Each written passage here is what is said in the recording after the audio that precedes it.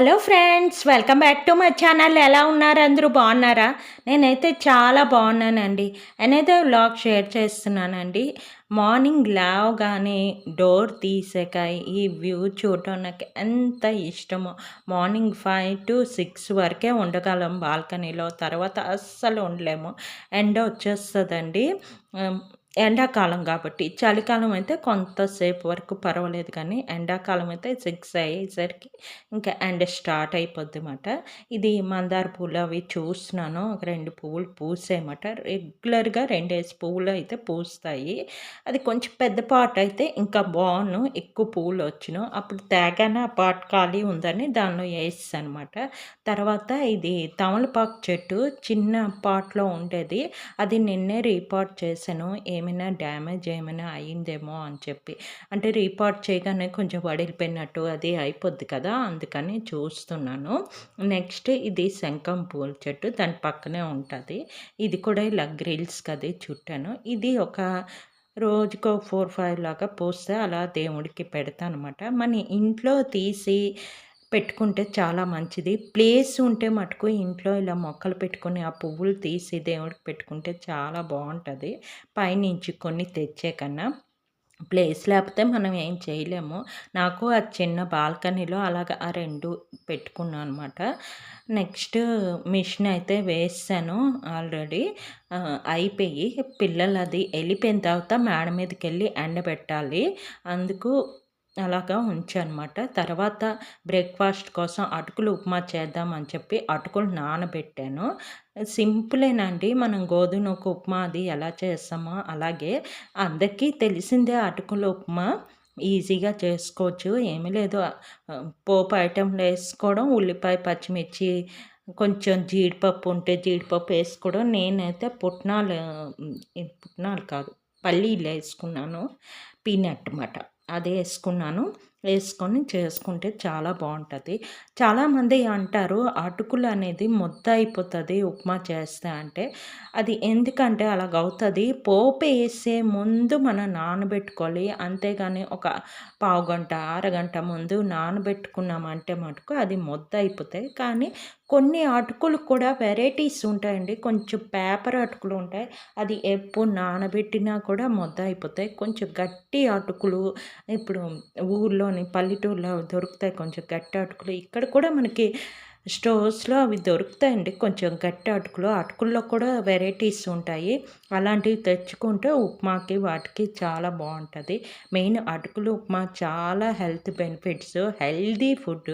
Main పిల్లలు తినాలే గానీ వాళ్ళకి చాలా మంచిది. మెయిన్ గోధుమ ఉప్మాతో పోలిస్తే అటుకులు ఉప్మా చాలా హెల్త్‌కి మంచిది.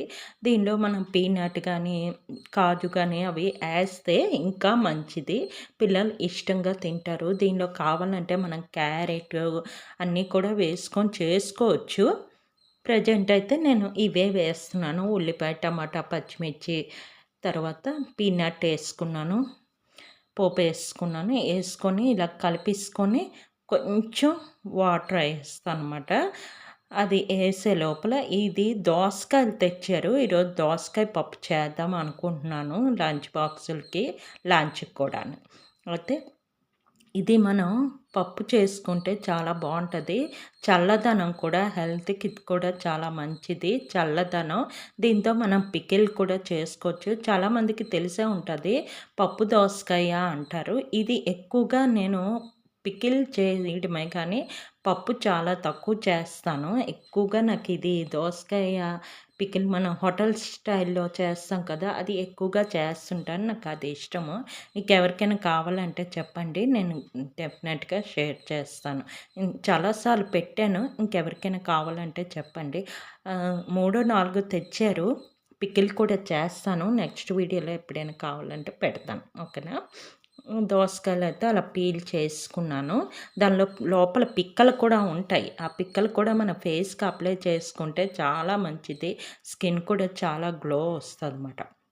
తర్వాత ఇక్కడ ఉప్పు, కొంచెం పసుపు వేసుకుందాం. ఉల్లిపాయ, టమాటా అన్నీ వేగిపోయాయి కాబట్టి కొంచెం ఉప్పు, పసుపు వేసుకొని కొంచెం కలుపుకొని కొంచెం వాటర్ వేసుకోవాలి, ఎక్కువ కాదు. ఆ వాటర్ అయినా నేను ఎందుకు వేసుకున్నానంటే ఉప్పు కొంచెం కలవడానికి ప్లస్ కరగడానికి ప్లస్ పీనట్ వేసాం కాబట్టి అది ఉడకడానికి.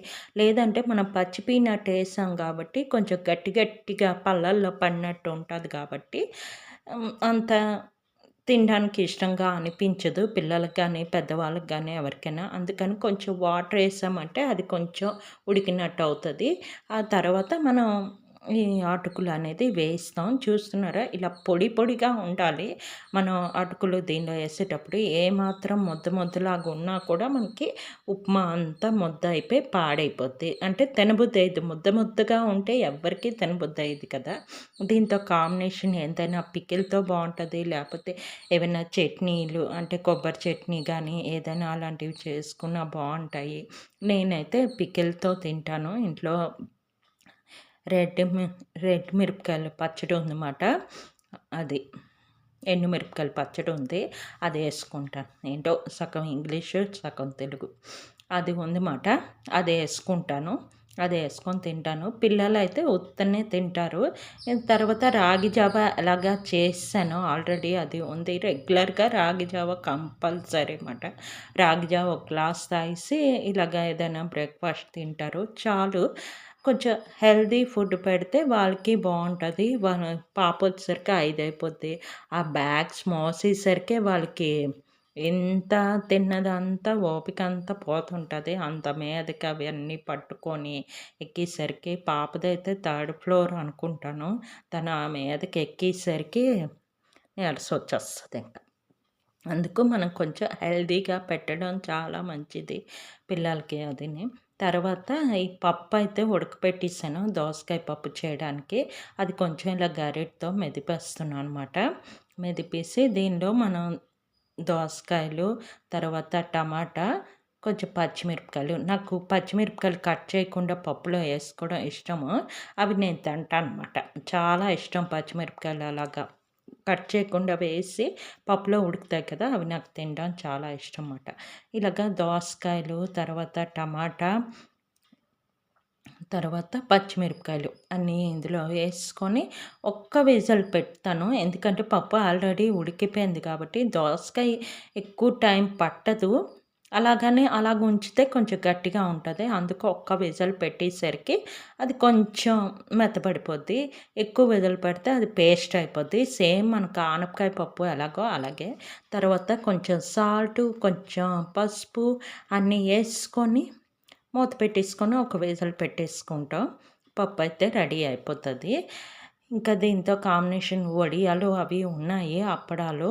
అయితే పిల్లలైతే చిన్న మినపొడియాలు ఉన్నాయి. మినపొడియాలు కాదు. సగ్గుబియ్యం వడియాలు ఉన్నాయి. అది వేపేసి వాళ్ళకి పెట్టేస్తానమాట. తీసుకెళ్తారు. మరి ఏం కర్రీ అయితే చేయలేదు.